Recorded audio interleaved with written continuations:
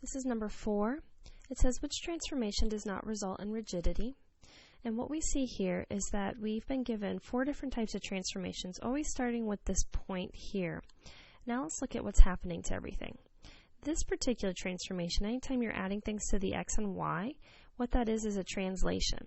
So this translation, I can tell since the x says x minus 5 would be left 5, and the y would be up 1. So all these points would go left 5 units and up 1 unit.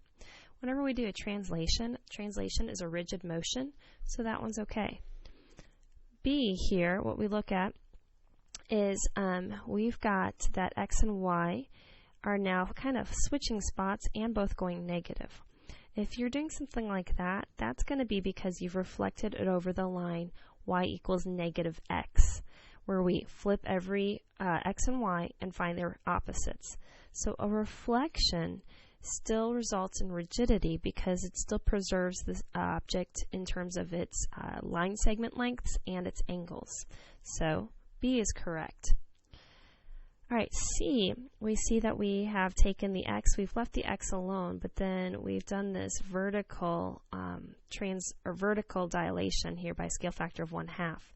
Now anytime we got a dilation involved, that means that we're not going to have rigid motion because it does not preserve the shape. In other words, you're really looking for 2 shapes that when you start with them and finish with them are congruent. Well, you're changing the length of one of the variables here, so because of that, it's not going to have the same length. You're changing it.